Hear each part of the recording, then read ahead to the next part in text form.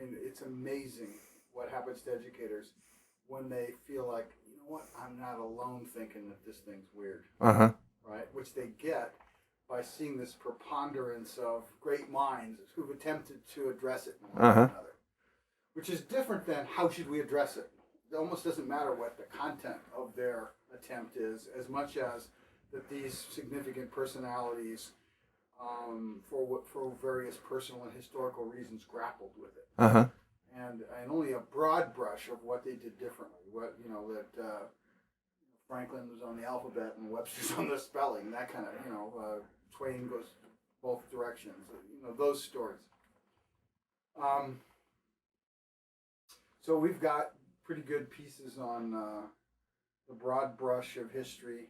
We just heard this morning about the beginnings of English in the 5th century. Mm-hmm. King Alfred, the Norman invasion, that kind of stuff. The King Henry V stuff we've got a lot on because we've got Fisher and a lot of triangulation going on there. We've got stuff on the printing press, but I want you to reinforce that. The role of the printing press, particularly in fixing the spelling at an awkward time in the development. And then start to play with how we connect the dots, particularly from the King James Bible through George Bernard Shaw, in terms of what went on with the different characters there. So, having said that, let's start with 5 minutes on who you are and how it is you come to be interested in all this. Okay? Okay. All right. Okay. Are you on? Are you live now? We should be rolling now. Okay. You can take your choice looking at the camera or me, and we can just have a conversation Okay. that blends in the background. Okay. All right. My name is Steve Bett. I'm a retired professor of communications. I got interested in the code primarily as a teacher of typography, which sounds a little bit odd, but we went into the typography class. We went back into where did this code come from, and how do people play with it, and we played with the idea also that any language can be coded in a variety of different ways. And one of the things we played with was am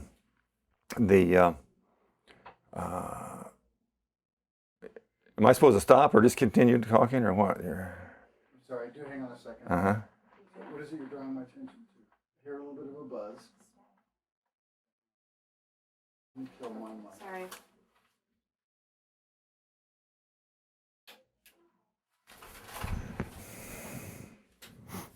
This microphone's always noisy, but it's locked on the B channel.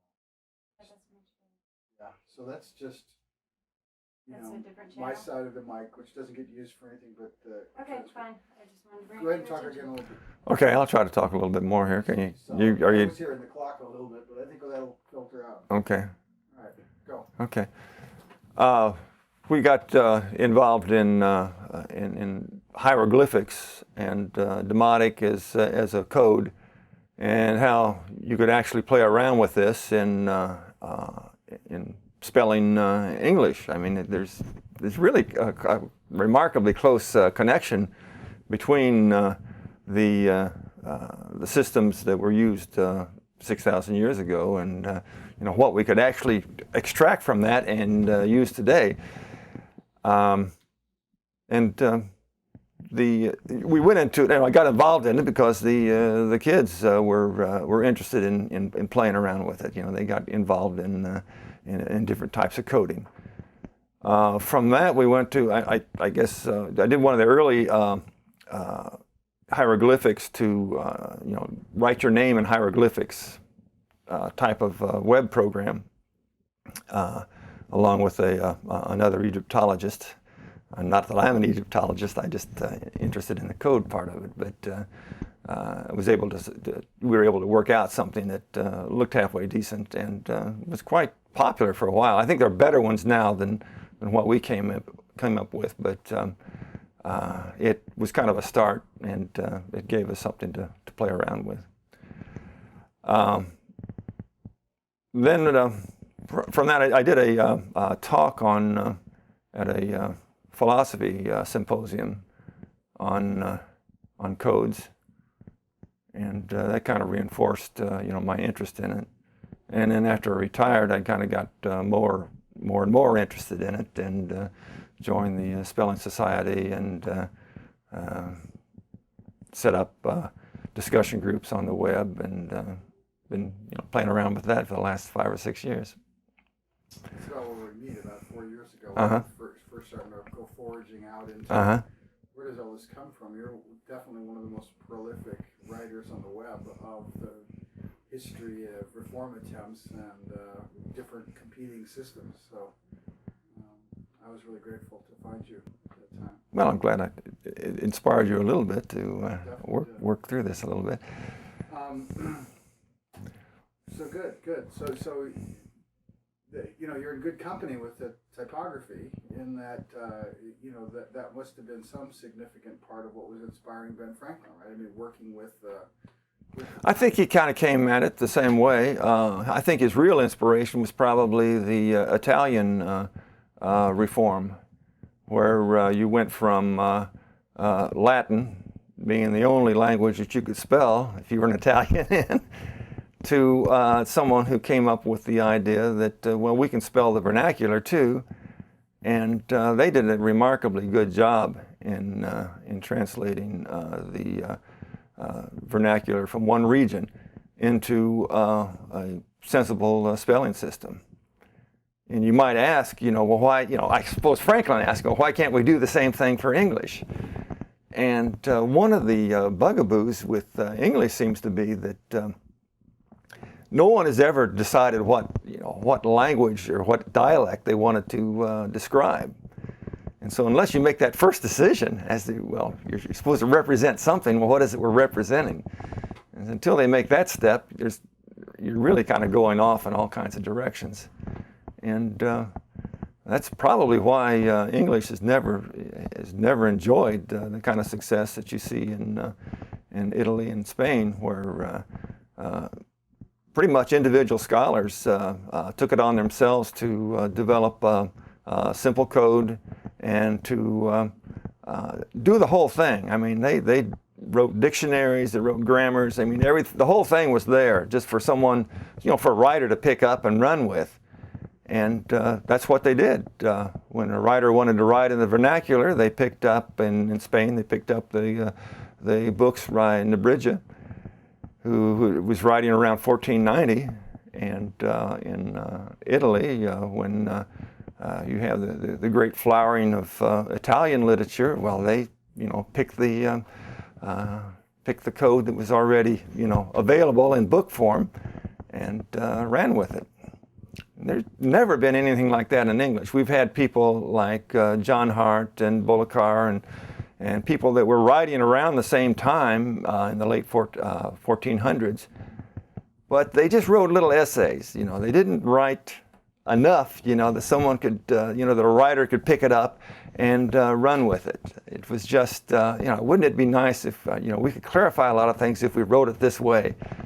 But it was just kind of a little whim. It was almost like Ben Franklin. Ben Franklin wrote a very nice little system of 26 sound signs, but he never wrote anything else. I mean, it was just kind of a lark that he was on, and it was interesting. He went to the trouble of creating a metal type that you could set this in, but no books were ever set in it, and no one ever did anything with it in terms of writing a grammar for it or writing a dictionary or doing the whole thing. I mean, and a writer needs the whole thing. He can't go with just a couple of ideas. And so consequently, we just have never turned the corner in English. So you're saying, for example, the Chancery did use the dialect in that area of London as its grounding dialect for coming up with the early conventions Right. of spelling that they used. But subsequently, when the system started to harden, there was no central dialect that the whole thing could form around. Well, see, what you have is the vernacular was changing all the time, and So no one I mean, while they chose where was it, Wessex or somewhere around, somewhere in southern England as the kind of the region that they were going to describe in the writing system they came up with. That worked for a while everyone was still speaking that dialect, but when the dialect changed, no one took it on themselves to rewrite everything. Yeah, our understanding is that we have the Chancery Scribes starting to set down what begins to be the first standard for English, post the French displacement. Right.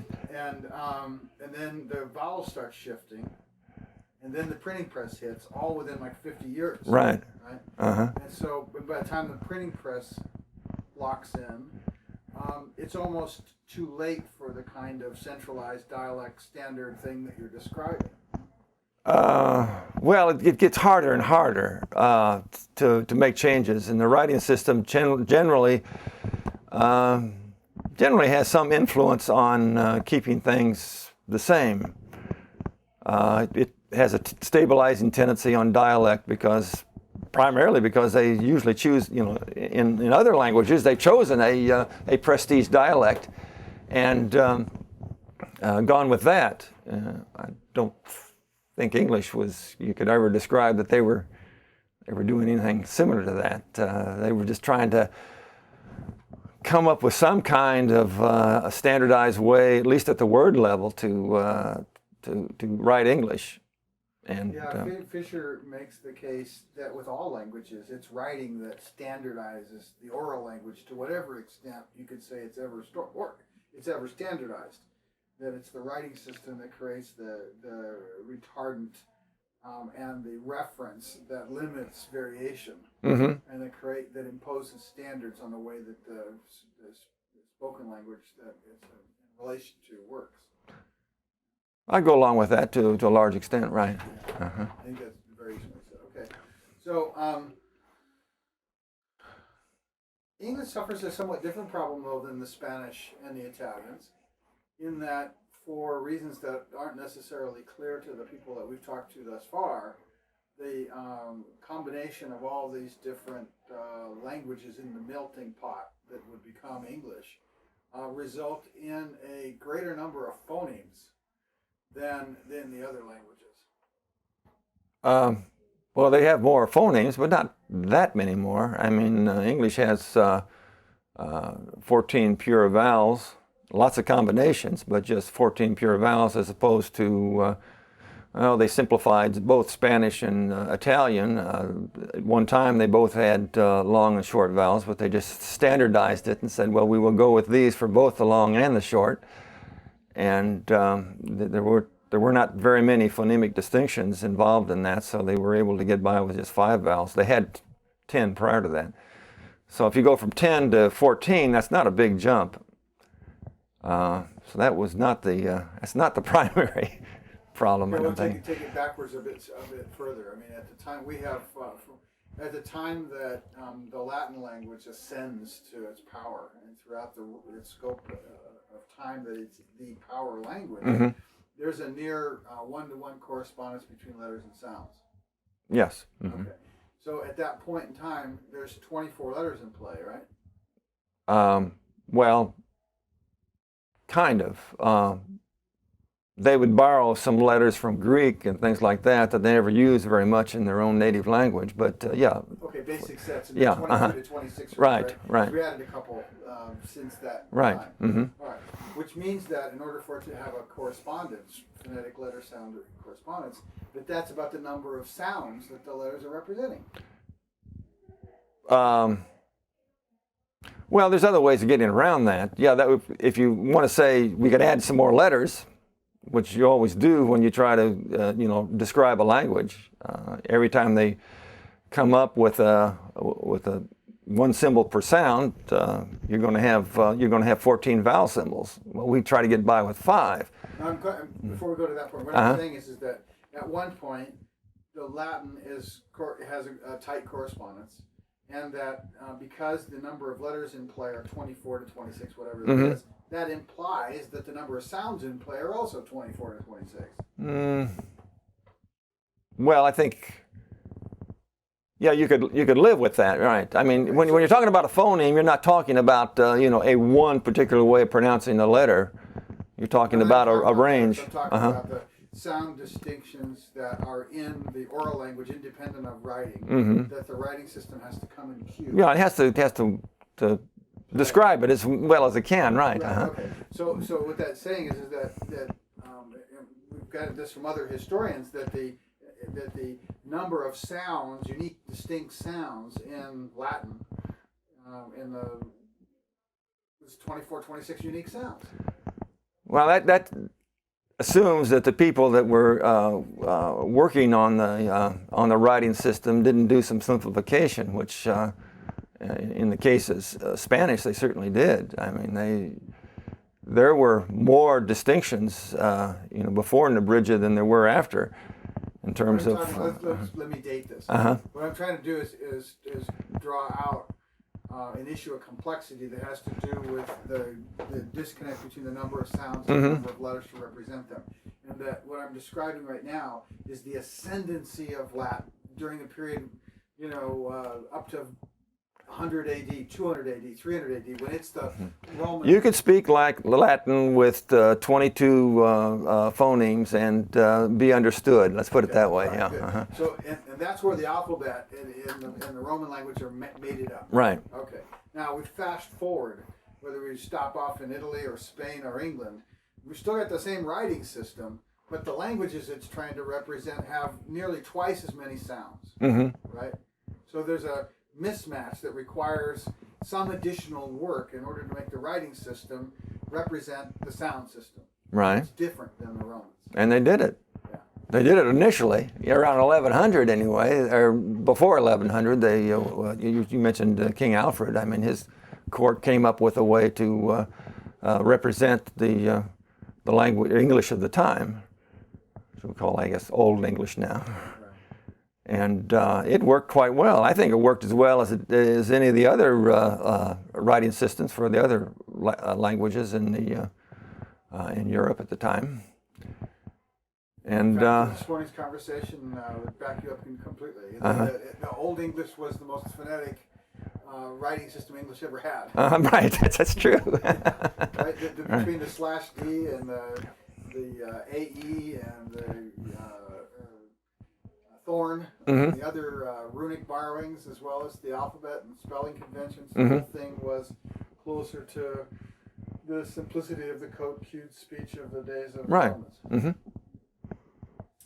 So, one question, I mean, the reason that we track the letter sound thing is that though we think there's a number of subsequent levels of complex confusion involved in all of this, that's kind of, it's the space, the fact that the sounds and letters broke having this correspondence that gave rise to so many different difficulties later.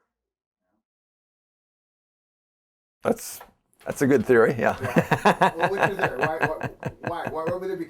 In other words, if there was a one-to-one match, why would we ever have a spelling problem? Well, you wouldn't have much of a spelling problem.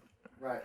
Although, I mean, there are books on spelling problems in Italian and spelling problems in Spanish. I mean, there are a few of them, and it's primarily due to the fact that they are not 100% phonemic. They're more like 85% phonemic. So there's a little bit of area there that there's some ambiguity. And so beginners do have a little problem with a few words, but I mean, nothing significant. To my knowledge, there's no phonics books for Spanish. No. Okay, I see. I mean, in the language itself.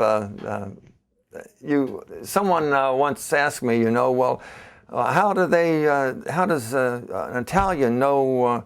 They don't have any names for the letters; they're just sounds. And he thought that was confusing, that they didn't have a name separate from the sound. I said, well, no, that's not a reason for confusion. That's a benefit. Yeah, you might say, I don't want to put words in your mouth, but that the having to have a letter name that's different than the sound for a letter is what creates the confusion. That's part of the problem, right? Okay. So let's talk about how is it that we get from King Alfred's phoneticism to the mess that we're in at the time that the Bible goes to press. Just a quick view through that, whatever your thoughts are. Well, of course, you had the invasion of the Normans, and then you had a bunch of French scribes come in there, and they tried to, a few of them were interested in English, but most of them just kind of ignored it. French was the language of court. French was the language of the law. And English just kind of was on free fall there. It just kind of went whatever direction it wanted to. And it was pretty much the commoners, that developed the language. Well, they actually developed, quite a good language. I mean, it got rid of a lot of distinctions that you don't really need in the language. And it became simplified in the process of being ignored by everybody else. You mean the spoken language? The spoken language, right? While the written language was ignored. Well, there was, Dropped. yeah, the written language just dropped. I mean, there was no one that's really pushing that. Then, when was it? I guess around 1130, you have people like Orm that come in and try to revive some of the old ideas, and they take the Old English and they try to move it a little bit around to to allow a few more distinctions and handle the changes in the language. We have a couple of little homilies from Orm, but not a whole lot. I mean, no one's really writing a grammar, no one's writing a dictionary or anything like that. It's just Using it. yeah, right. Yeah, there wasn't any push for it. When was it? Not until the time of the printing press, or after the printing press, did England even drop French as the official language of law. So it was rather late, that they actually, got into the business of, well, we better, clean up English because we're going to use it now. Right. And Henry V establishes it as the language of Parliament. And uses it in his correspondence, and the law slowly follows that. But he's the beginning of the shift to English being adopted as the writing system for the English language. And that happens in the early 1400s. So let's talk about the printing press. Whatever you can add to that. I mean, I'll give you a little thing to work with. I mean, and I want redundancy here. I want to have multiple different perspectives I can put them together. Right? What I'm looking for, what's happened is that a bunch of printing press technicians whose primary interest in language isn't necessarily English, whose motives are financial, who's not linguists, who are interested in conserving the cost of printing, etc., are involved in establishing that part of the standard for English that came in with printing. Well, I don't know if there's some debate as to how much standardization came in, mainly because they were not, in the early works, I mean, they would spell the same word 3 or 4 different ways. So they probably saw a need for some standardization, but their initial efforts, were not in that direction. Kind of came in a little bit later that they finally got around to at least being consistent within one book as to how words were spelled. So what in your view was responsible for driving? There's two. I mean, it seems like there's 3 major milestones in standardization. I mean, there's first the Chancery Scribes coming in, and I would like to hear your view of that in terms of their kind of French language biases, working out the letter sound correspondences that would be the Groot.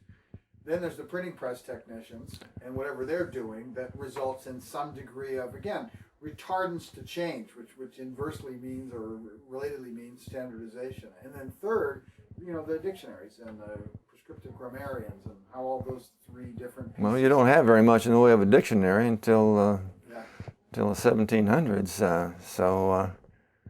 Not much is being standardized up until that time. You just have the Bibles, and each time a Bible came out, that became kind of the reference point of how words were spelled, and that the Bible spellings change over time, and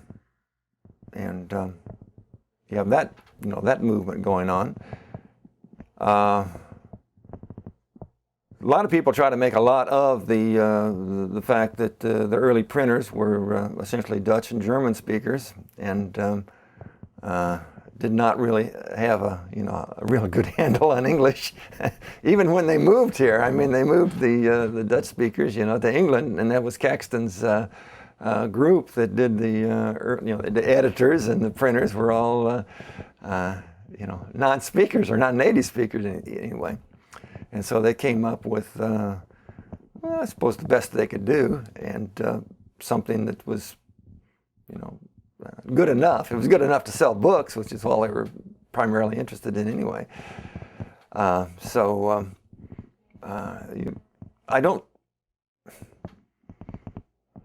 trying to figure out, what they did that would really be bad, that hurt things irretrievably, and probably not too much. Irretrievably, no. I mean, it's clear that like the ash and the thorn and other conventions of Old English, and even of the scribal English of the Chancery, got dropped out. Yeah, okay, that would be something irretrievable. That's a good point. That the printers did have their own fonts and didn't want to bother, the expense of creating new ones. And so if you had these special characters for English that were not used in Dutch or German, we'll just do without them. We'll substitute something else and get by with that. It was just kind of on the cheap. That was the way to get things done. So English suffers from a lack of symbols, and so the printers were responsible for deep sixing a few important symbols. Good, that's what I wanted to get. Okay. Yeah, I mean, that's what I'm saying. There's this cascade of of accents torquing and shifting the development of the system from its beginnings up to the present day. Okay, so having talked about the printers, anything about the scribes? Before we go on, I mean, the main thing I want to focus on our latter part here is the characters, Franklin and Webster, and talk about what they're trying to do and their reform attempts, and all the way up through Shaw. But before we leave this early period, the scribes themselves, and this would be something that comes in and kind of tangentially supports and buttresses some of the other folks we've got talking. But from your perspective, relative to their hearing, I mean, here again, we got English. I mean, all these different languages, they have subtle different sound differentiations you got to be able to hear. Well, Chaucer and the other writers of the Middle English period were very concerned about their writing, because they were writing poetry, and they thought that this language was just changing so much that they didn't know exactly how to capture what they were saying in the code there.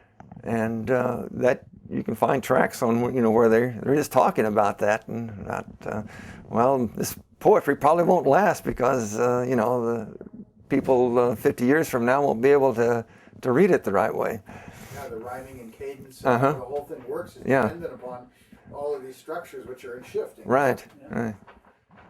But the people that were most responsible for the emergence of the first pre-printing press standard are a bunch of scribes working for the King of England, who are primarily trained, or are trained, in Latin and French, Right. and who kind of think English is the language for the rest of those, less than folks over there. And yet they're the ones determining how to apply the Latin sound values and the Roman alphabet to representing those other people's sound system, right?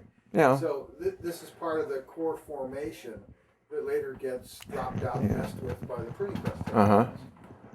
Yeah, I think they did a reasonably good job, all things considered. you don't have to be exact in terms of your representation. I mean, we're talking about English, which is a variety of dialects anyway. So all you got to do is get close enough that someone reading it can make out, what word they're that's being. What's the meaning that you're trying to convey? And if you get just close enough, that's good enough usually. What happens though is you got English, borrowing. Once there was kind of a quasi-standard for English, then they kept on borrowing foreign words. And generally they did not. I mean, sometimes they were, tried to respell them, and sometimes they didn't. And so you ended up with a half dozen different ways to spell a particular sound in English. And it's just like, you can probably find an example of everything except for the shifted values. I mean, all the vowel shifts, create, a new code system that is not shared by anyone. I mean, it's a completely unique way of spelling as a result of having words that had already been solidified. This is the way we spell the word. Now we're going to change our pronunciation of that word, which means that you shift back and you try to attach the new pronunciation to the old spelling, and it just creates chaos. That's a great jewel. As I pass through this space, I have to ask the question, do you have any opinions as to what drove the great vowel shift? No.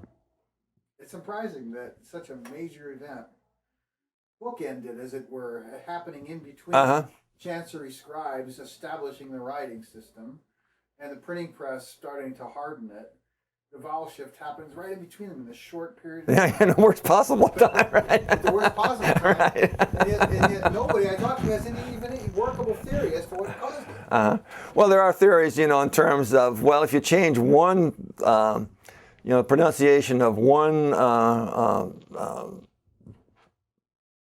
phoneme, that it drives some of the others. Now then there's, people that start, this was changed first, then everything else had to fall in line, and other people start up here and then come back down. But that's just a theory. I mean, no one's come up with any good explanation that everybody ascribes to. It's just, language changes over time, and that's just kind of what they deal with. As radical as happened in 500 years as happened in those 50 years. Yeah. Right? I mean, all these three monsters. Yeah, I do. I agree with you. I think this is something out of the ordinary. And a lot of linguists try to pass it off, language change is ordinary. Well, yes and no. I mean, it does change over time, but there's no other historical example of something changing that much, I don't think. Yeah. It almost seems cultural, like the society wanted to shift its linguistic behavior out of some artistic or cultural or social aspiration to distance itself from that northern sounds of old. The people. No, it's not that. I mean, there wouldn't be any problem at all if they just respelled the words. But by that time, the printing press comes in at 1455. It gets into England right at the end of the century there, and at that time things start to solidify, and they solidify around the old spellings. And then at the same time that is being solidified there, the language, the vernacular is changing, and so then you have people that are going to try to figure out how to get it back into kilter, and it just doesn't work. I mean, if it had been a complete vowel shift, it'd be one thing, but some words shifted and some words didn't. And that's the crazy thing. And so you it's just a mess. Okay, we leave this area. One thing I was surprised in hearing you, I mean, the significance of the great vowel shift and the significance of printing coming in at the time it did relative to it. I hear you chiming in really strong there, and that really works good, and I appreciate that.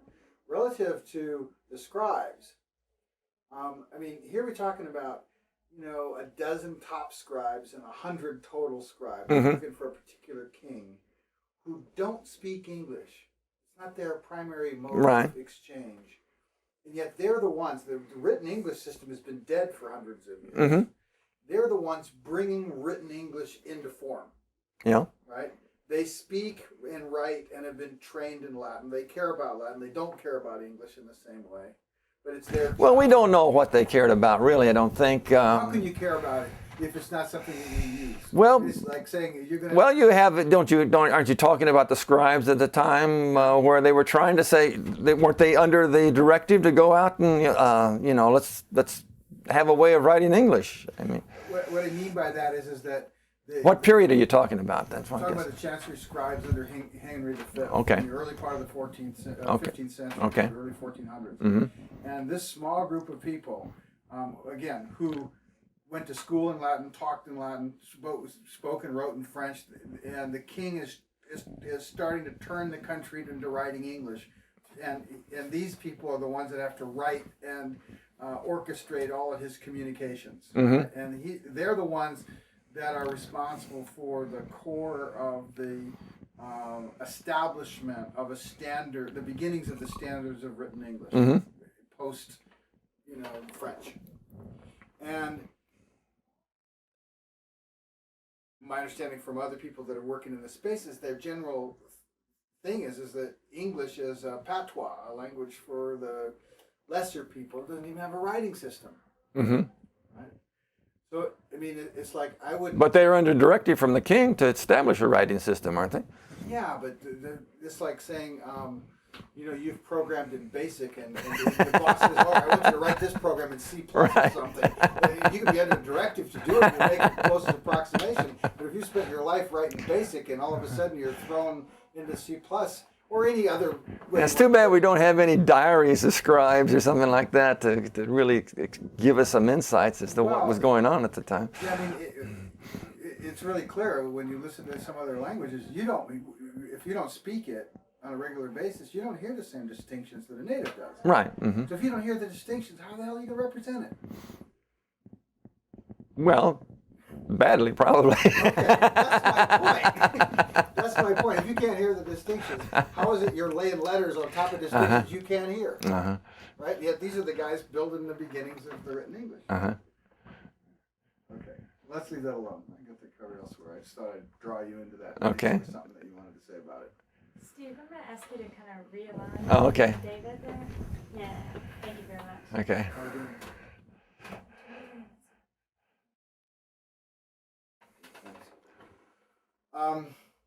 Let's jump then for a fast track through some of the historical figures. You touched on Ben Franklin earlier. Mm-hmm. Ben Franklin he works in a printing shop. Give me a quick vignette on why would it occur to him to think about changing the alphabet? Well, I don't think he thought about it that much while he was working as a printer. It's when he was a diplomat that he evidently had some time on his hands and must have been impressed with Italian, which had fairly recently, maybe less than 50 years, from the time he's writing there in 1668, had successfully come up with a way to write the vernacular. Start from the beginning. Okay, well, Franklin. I want to understand, like I said, kind of from his beginnings, why he would be involved in this. I have no idea. As I say, I mean, he may have gotten into it the same way I did. I mean, you get interested in letters, and then you say, well, this is a code, how are letters used in other languages? And he spoke French. I don't know if he spoke Italian or not, but at least he was impressed with Italian, at least the writing system. And so that's, to me, that's where the inspiration came. And he mentions that in several of his little short articles that Italian is kind of the keystone, the little theme there that kind of runs through everything. Is to when people say, well, how can we change English? how can you reform English? And he always runs back to Italian. Well, they did it. Good. All right. So we have an interview with the guy who wrote the book on Franklin, talking about his letters with Polly Stevens, which are the ones that kind of like where he leaves it, right? And then let's bring Noah Webster in at this point. How does Webster become interested in this, and how does he differ from Franklin? That's a good question. Webster's, writes in the dissertations on the English language, and he dedicates that to Franklin. And he meets Franklin sometime during the last 10 years of his life in Philadelphia, and seems to carry on. Webster has a diary that he keeps, so you pretty well know what he did from day to day. And he says, well, he went over to Franklin's house and he had dinner or something like, or had tea or something like that. So I mean, while he was living in Philadelphia, there was quite a bit of interchange, between the two. And he admired him quite a bit. And I think some people say that Franklin thought that he would carry on, some of the ideas that he had. And it certainly looked like it, in the dissertations that he was, moving in that direction. But he didn't do a whole lot after that. It kind of moves in the other direction. I mean, I suppose you have the fact that he sold something like 9 million copies of his blue-backed speller, and that sold because it was very conservative, and so everything. I mean, it's almost. I mean, he did not really have the revolutionary spirit that Franklin had. Franklin, if he had a good idea, he'd just push for it. It didn't make any difference, what the costs were. And yet, Franklin's work is relegated to this little cul-de-sac that a few of us are aware of. And Webster's spelling reforms, the ones that he was able to get across, are now part of the fabric of the English language.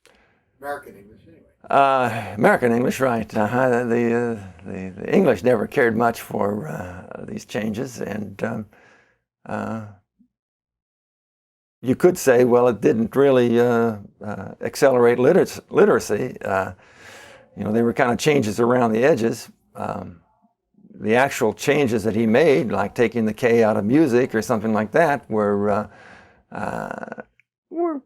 good abbreviations.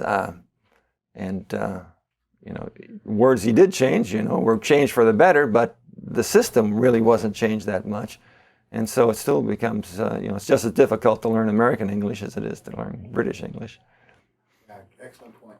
So, I mean, I have this sense of it being a cosmetic simplification based on a couple of generalities, but as you say, not going deep enough to make any to the challenge of learning. Yeah.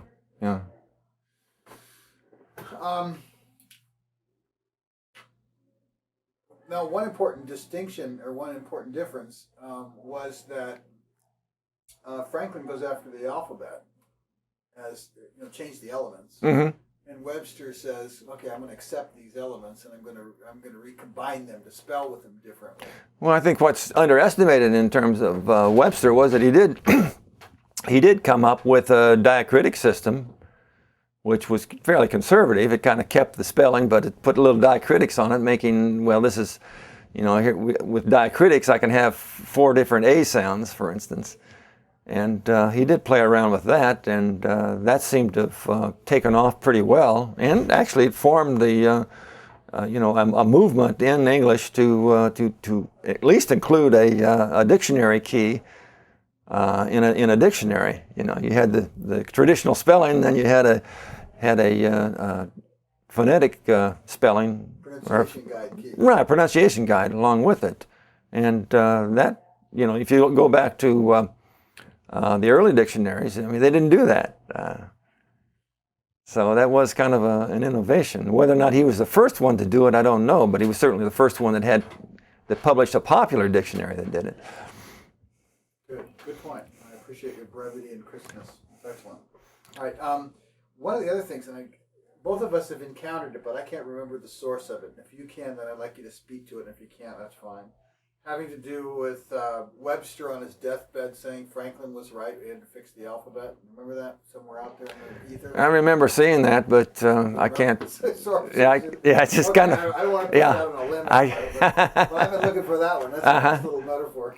Yeah. Okay. Yeah, I mean, the whole issue is, we know that in his early years he was very impressed with Franklin and Franklin's ideas, and he was kind of a revolutionary following Franklin. And when Franklin dies, then he brings out his first dictionary, 1805. Now, that's still pretty radical in terms of the changes in it. What I haven't been able to find out is, was it the 1805 dictionary that was the one that the Congress said was the official dictionary for the American English language, or was it the later one, the 1828, which was much more conservative? It's kind of an important point, but I haven't been able to dig out exactly which one was the one that was approved. Good. As we tell the story, the next jump is really Melville Dewey, the next significant player in all of this, in catalyzing what would become the Simplified Spelling Board, as later renamed by Carnegie, that would jump across the Atlantic and stir up what still got embers going today. Well, I think you got something before that. Remember, you have the Philological Societies on both sides of the Atlantic that were fooling around with phonetic spelling, and they thought that English ought to be reformed. Or at least a subgroup of the Philological Society did so. And out of that group, you have the formation of the International Phonetic Association, and also the formation of the spelling societies on both sides of the Atlantic. Both of them, kind of come out of Philological Society. So bring Dewey into that. Is he a part of that, or is he his own player who starts? Well, Dewey's kind of late in the game. I mean, here you have a fairly strong movement around the mid 1800s, and they even have an international commission on phonetic spelling, or international conference, and that gets good press coverage. And not that they had any specific proposals, but they did have the ideas were there. When Dewey gets involved with it, he picks up on Alexander Ellis's idea for which later became New Spelling, which was unique in that it accepted the vowel shifts. See, the IPA didn't. The IPA is Latin based, and it makes it fairly alien. I mean, English people don't like it because it doesn't look like if you spell a word in that code, it doesn't look like an English word. So Alexander Ellis had this idea. Well, let's just accept them and see what happens. And so he just marked the long vowels from the short vowels, and then spell it otherwise phonetically, other than the fact that he kept the shifted characters.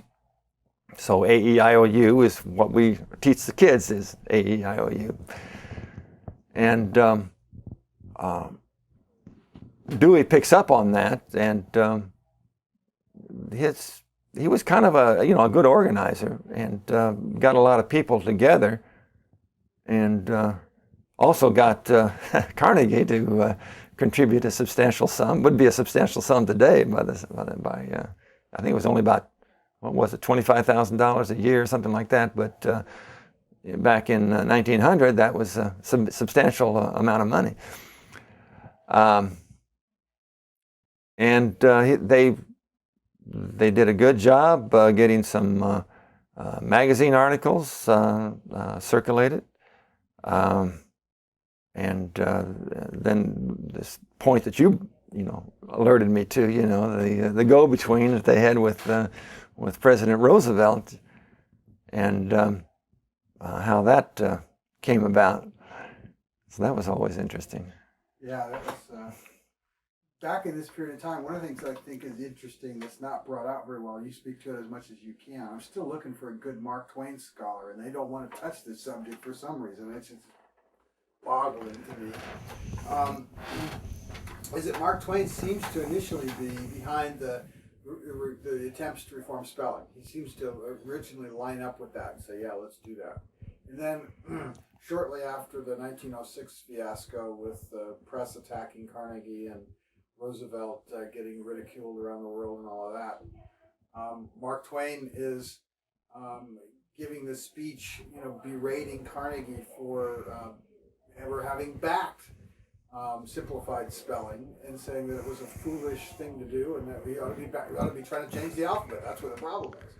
So he seems to have turncoated on either side of this 1906 event. You got anything? Well, yeah, you have actually two themes that go through there. The phonetic spellers, were never that close to the simplified spellers. The simplified spellers, come along because they can't sell phonetic spelling. So they said, well, let's just sell, a few little changes, and then we'll just do another stage, and then another stage, and another stage. And there's some good parodies on the internet, about how this works. You get rid of these letters, superfluous letters, and then you assign a new value to them, and all this. That's the one Mark Twain writes in 1907, which is the one that seems to get recirculated with different names on it, and it ends up with this sounding German. Oh yeah. There's some question whether or not he ever wrote it, but that's it's attributed to him, right? Yeah. I've looked a long time trying to find a case where it was actually his writing, and I can't locate the connection there. But it sounds like something that he would write. Certainly, and it's before he actually gets to it, the language leading up to his example certainly sounds like him. Yeah, he does have two well-published articles on simplified spelling that were actually speeches that he gave. One to a press club, and he really looks for, I don't know, it's hard to tell, where he's really standing, because he's looking for the humor. And so he makes a big case out of the fact that the simplified spelling looks horrible. And he's just aesthetically offended by it. And he says, well, he can look at Italian, or he can look at French or Spanish, and he can find beauty in that. But he just couldn't find any beauty in simplified spelling. And so that's where he makes that jump, the same one that Shaw makes too. He jumps to, well, let's come up with something that doesn't have all the associations. And there's another article he wrote where he's very much in favor of something close to Pitman's shorthand. It's one that was developed by Burns, but it's essentially the same thing as Pitman's shorthand. And he thinks that is that's the solution. Go that direction. Too, that initially he's behind changing the spelling, then for whatever public, social reason, curiously coincident with the 1906 mess that happens, he seems to switch to being alphabet, or to changing the alphabet. Well, there's very much a close parallel between Twain and Shaw, because Shaw has the same thing, and then you have Pitman and Daniel Jones going to visit Shaw and ask him for his support for simplified spelling. And he won't have any part of it, In fact, he convinces them that, at least temporarily anyway, convinces them that that's not going to be the solution. The solution is to come up with a completely different alphabet that doesn't have the same associations, and go that route. So both Twain and Shaw kind of come to the same point, but then it's hard to to turn that corner. Yeah, which leads to, I can't tell you how many people we've talked to and we try to bring up this subject. there's one of the clips we show a lot is with Reed Lyon. Mm-hmm. You may have read it in the transcript where I'm saying, so you mean that most of our children are having their lives all but faded because of our negligence of this archaic technology? And he thinks about that for a second. He said, "You mean lousy teaching?" I said, "No, I mean the code itself." Uh-huh. He says, immediately, "Well, we're not going to change the code." I'm sure. Uh-huh. Boom, end of it. Uh-huh. Terminate. Uh-huh. Right? And as we talk to professors of English, we go through one after the other, some of them will say, "Yeah, it would have really helped if we'd have changed this or we'd have changed that." Or change it back then. Yeah, but the idea that there's a chance of one in a trillion that will ever actually change the spelling now is considered folly. Why? Well, you have to. I think you have to have a completely different situation come about before people will even give it a second thought. You can go at it from one angle, and that is just to go out and say, well, look at the chaos you have here. You have 14 ways to spell the same sound, and people will say, oh, hey, that's right. Too bad. By the way, see, we're right there because we have a limited amount of time. Go through the numbers on that. The number of sounds we have, vowels, consonants, the number of each, the number of ways we have to spell them, and what's in common use. And what. Well, I can quote from Dewey. Dewey did the longest study on this, where he followed. There was an earlier study, but So then back up and just say, you're talking about Geoffrey Dewey, not. Geoffrey, Melville Dewey. not Melville, Start right? over again and include that name so make that. Okay.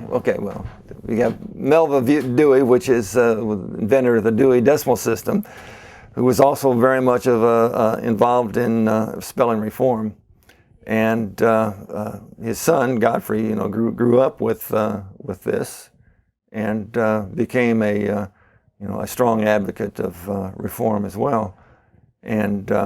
That's who I'm usually talking about when I talk about it. He wrote two books. One called the Roadblock. Spelling is a roadblock to reading, and then another one which was just more statistical study on the grapheme phoneme correspondences.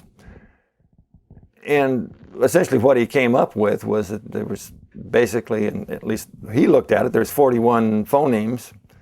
And 461 ways to spell them, and then he boils it down and say, well, there's 14.7 ways to spell each sound, and on vowels it's even worse. It's something like over 20 ways to spell each vowel sound, and that's where he. Kind of left it to us to do something. I was going to say that it's very hard to get from that point. I mean, you can say, well, that's pretty bad, but to turn the corner, you've got to the spelling system has to be familiar to somebody. Now, if they could get familiar with a dictionary key spelling, then it wouldn't look so odd, and it's the oddness I think that throws people off. So if you just took one dictionary key and say, well, let's all teach this to the kids, so the kids learn the dictionary key, which they can learn very quickly, because it's only 41 different sounds that you got to memorize of the sound symbol correspondence. And then you can pronounce every word in the dictionary at that point because you've got that much down. I'm amazed at how many people don't know how to use a dictionary key. That speaks to its own alienness. The double looping of the code that has to happen. If you're going to now interpret the code you're reading through the diacritical or other marks that are supposed to teach you at a second level out of bounds. Yeah. Well, during the struggle of learning to read, we're down to a couple minutes of tape. So let me not go off on that. Whatever we did in a couple of minutes, and I'm sorry we only got that much time, but we just lost some time today. What would you point to that we haven't talked about that's really fundamental in understanding either attempts to reform or the core problem? Well, I think the core problem is just the polyvalence. You know, the fact that you've got all these the polyvalence and the code overlap. I mean, that's what creates the chaos for kids just trying to get off to the, you know, onto the race. You know, they don't even get onto the racetrack before they're just overwhelmed by the situation there, and that's why you can teach dictionary key so much quicker than you can the traditional system, because there's some rhyme and reason to a dictionary key, and it's hard to figure out what it is on the traditional system. There's a pattern there too, but it's more obscure. Right. What was your second point? That was really it. Was there anything else that we didn't talk about relative to the history, or in capturing the essence of what the problem is? Well, I think that the most devastating thing was the solidification or the petrification of the writing system, and then having the vowel shift, you know, come right after that and change everything. And I think that's, to me, that's the creates more of the problem than anything else, any other one thing or any other two things that you can talk about. We can talk about all kinds of things, you know, about all the, you know, in the 16th century. I guess it's the same group that you were talking about there in the 16th century that import all these, or maybe it's the 17th century, import all these Latin words, and they jumble them up a little bit. They change them around a little bit, but I mean, they Englishify them or something, Anglify them. And you got, you know, a huge number of words, you know, come in, and they still are coming in. And I don't know how many words that the Oxford English Dictionary has now, but it's more than any other language anyway. Excellent. Yep. Steve, you did great. We're getting off the bike for running around, for missing each other. You can't even hit the home run in the Well, that's final